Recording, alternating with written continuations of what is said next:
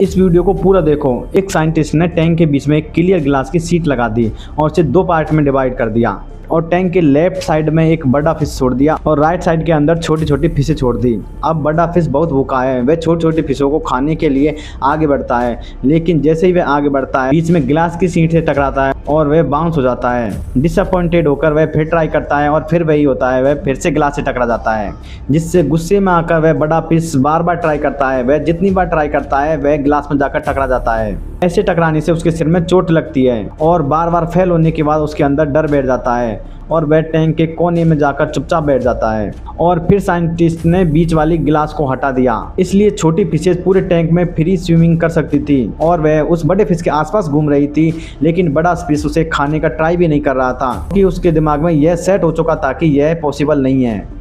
बार बार try करके fail होने के बाद उसने मान लिया कि अब यह उनको नहीं खा सकता।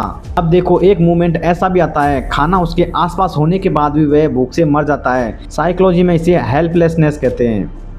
जब हम किसी चीज़ के लिए बार बार ट्राई करते हैं और बार बार फेल होते हैं तो हम मान लेते हैं कि यह हमसे नहीं होगा, लेकिन रियलिटी यह है जिस वजह से हम फेल हो रहे हैं शायद वह बाधा अब हट चुकी हो, पर हमारा माइंड फिर भी वही बोलता है अब नहीं होगा, तो हम ट्राई करना भी छोड़ देते हैं। इसलिए अगर कुछ करना है तो ट्राई करो, फिर ट्राई करो, नहीं हुआ तो फिर ट्राई करो। आज हो सकता है तुम हारे हो, कल जरूर जीतोगे।